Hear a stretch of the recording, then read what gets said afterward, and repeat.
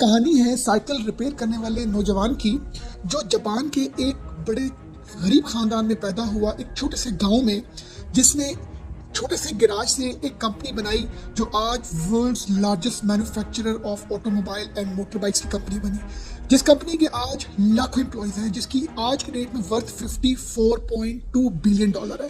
Million of vehicles जो है ये कंपनी बना चुकी है। इस कंपनी का नाम है होंडा मोटर्स। आज की स्टोरी में हम जानेंगे कि होंडा मोटर्स के फाउंडर कौन थे, किसने ये कंपनी बनाई और किस तरह की हार्डशिप्स इस फाउंडर को फेस करनी पड़ी, जिनका नाम था सुचेरो होंडा, जो पैदा हुए 17 नवंबर 1906 में जापान के छोटे से गांव कमजो में। इनका बचपन अपने वालिद के साथ गुजरा। फादर इनके लोहार थे। पार्ट टाइम में ये साइकिल रिपेयरिंग का काम करते थे। होंडा को शुरू से ही मशीन्स का, स्पेयर पार्ट का शौक था। पढ़ाई में कम इनका लगाव था, तो इन्होंने 16 साल की उम्र में अपनी तालीम को छोड़ के अपने वालिद की उस छोटी से गैराज में साइकिल रिपेयरिंग का काम शुरू किया। और 1914 में जब उनकी उम्र 8 साल थी, तो उन्होंने अपने गांव में, अपने उस विलेज में पहली बार 4 पहियों वाली एक गाड़ी देखी, जिसका नाम था फोर्ड। मॉडल था टी मॉडल। ये उस 4 पहिए वाली गाड़ी को देख के बड़े हैरान हुए और इनको उस गाड़ी के पेट्रोल से निकली हुई जो एक स्मेल थी, उससे उनको इतना लगाव हुआ कि उनको ये परफ्यूम की मानत लगा, और वो जो खुशबू थी वो उनके दिलो दिमाग में छा गई। फिर उन्होंने 16 साल की उम्र में 1922 में एक अखबार में रिक्वायरमेंट पड़ी एक टोक्यो की एक वर्कशॉप, ऑटो रिपेयर वर्कशॉप, जिसका नाम था आर्ट शोकिया कार रिपेयरिंग सर्विस। वहाँ पर कुछ टेक्नीशियंस रिक्वायर्ड थे, तो होंडा ने वहाँ पर अप्लाई किया। उनको लकीली जॉब मिली और वो अपने पेरेंट्स को और अपने गांव को छोड़ के टोक्यो शहर में आए और उन्होंने आर्ट शोकाई वर्कशॉप को ज्वाइन किया।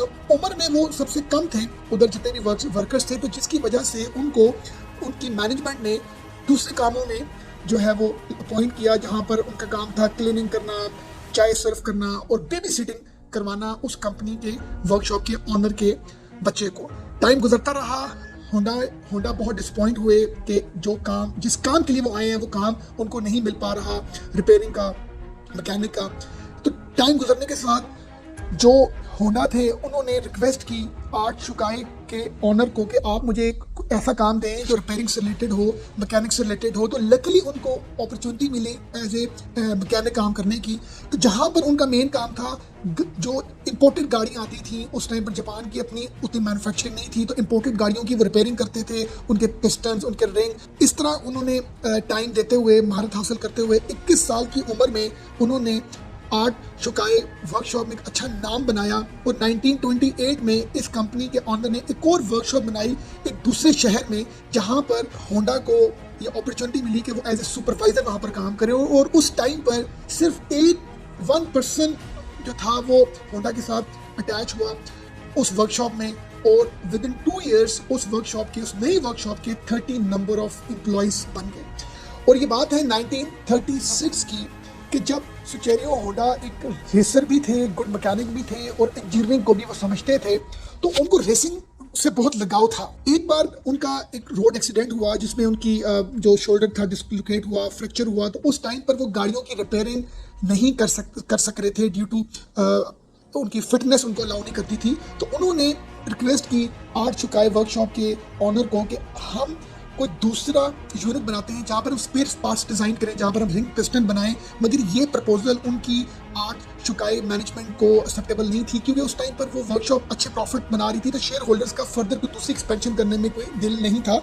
तो फिर ये टर्निंग पॉइंट था होंडा की ज़िंदगी में, जब उन्होंने 1937 में, जब उनकी उम्र 30 साल थी, तो उन्होंने अपनी खुद से एक इंडस्ट्री डेवलप की अपने दोस्त के साथ, जो पिस्टन रिंग्स बनाने पर महारत रखती थी, जिसका नाम था टोकियाई शेकी हेवी इंडस्ट्री। उन्होंने 50 रिंग पिस्टन्स जो हैं वो डिज़ाइन किए टोयोटा के लिए, जिसमें से 47 रिजेक्ट हो गए। और ये उनके लिए बड़ा डिसपॉइंटिंग एक मोमेंट था। उन्होंने फिर जापान की डिफरेंट जो वर्कशॉप्स थी, डिफरेंट कार मैन्युफैक्चरिंग कंपनीज थी, उन्होंने विजिट की, वहाँ से रिंग पिस्टन की रिक्वायरमेंट को समझा, उसकी क्वालिटी को समझा। इसी दौरान उन्होंने एक इंस्टीट्यूशन में दाखिला लिया ताकि वो अपनी स्किल्स को इन्हांस कर सकें मेटलर्जी से रिलेटेड। फिर फाइनली 1939 में 3 साल की कॉन्टिन्यूस मेहनत के बाद उन्होंने एक पिस्टन रिंग बनाया जो बड़ा पॉपुलर हुआ, जो जिसका कॉन्ट्रैक्ट उनको टोयोटा से मिला। और इसकी की जो रिंग पिस्टन की डिमांड और भी जो कार मैन्युफैक्चरर्स थे उन्होंने की, तो वक्त गुजरता रहा तो 2000 वर्कर्स जो है वो सुचेरियो होंडा ने अपॉइंट किए और उनकी ज़िंदगी का ये पहला सक्सेसफुल सफ़र था। मगर ये सफ़र ज़्यादा अर्सा ना चल सका, क्योंकि 1941 में जापान में वर्ल्ड वॉर 2 चल रही थी, जिसकी वजह से गवर्नमेंट ने बहुत सी जो वर्कशॉप्स थी, बहुत सी इंडस्ट्रीज थी, उनको टेक ओवर कर लिया, जिसकी वजह से उनका वो काम बंद हो गया और उसी कंपनी ने उनको जो है डी प्रमोट करके उनको सीनियर मैनेजिंग डायरेक्टर बना दिया गया। 3 साल के बाद 1944 में एक बहुत बड़ा सानिया सुचेरियो होंडा की ज़िंदगी में आया, जब एक मिसाइल उनकी उस वर्कशॉप में गिरा, जिसकी वजह से वो वर्कशॉप डिस्ट्रॉय होगी और 1945 में नेक्स्ट ईयर जो है वो एटम बम जापान में गिरा, जिसकी वजह से जापानीज ने सरेंडर कर दी यूएसए को। और एक ये वो वक्त आया जब जो थोड़े सारे एसेट्स रह गए थे होंडा के, वो उसने सेल कर दिए टोयोटा को 4.5 लाख यन में। अब सुचेरियो होंडा के पास ना खाने के लिए कुछ था, ना कोई शेल्टर, ना कोई ट्रांसपोर्टेशन, बिल्कुल वो अपनी ज़िंदगी के मुश्किल तरीन हालात से उनका गुजर हो रहा था। इतने में उनकी ज़िंदगी में बहुत बड़ा गेम चेंजर है, जब उन्होंने भी एक गैप एनालिसिस किया कि जापान में ट्रांसपोर्टेशन कम है, अगर है तो बहुत कॉस्टली है, पेट्रोल की किल्लत है, तो उन्होंने एक जापानीज इंपीरियल आर्मी के कुछ पार्ट्स, कुछ मशीनरी इकट्ठी करके उसको साइकिल में फिट किया और मोटर ऐसी बनाई जिससे उस साइकिल में मोटर उन्होंने जो है वो फिट की। तो उनको इस चीज़ की वजह से बहुत बड़ी सक्सेस मिली और उन्होंने उस कुछ पार्ट्स की मदद से कुछ साइकिल्स मार्केट में बेची और एक नाम कमाना शुरू कर दिया।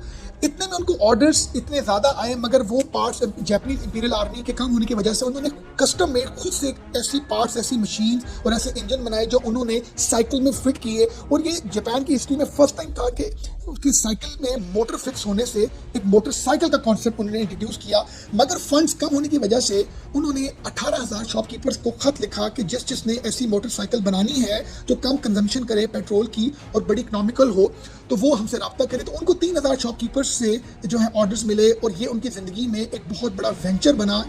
इतना उनको सक्सेस मिली अपने उस 3,000 ऑर्डर्स के अगेंस्ट के उन्होंने 1946 में एक इंस्टीट्यूशन बनाया जिसका नाम था होंडा टेक्निकल रिसर्च इंस्टीट्यूट, जो मोटरसाइकिल्स की मैन्युफैक्चरिंग करता था।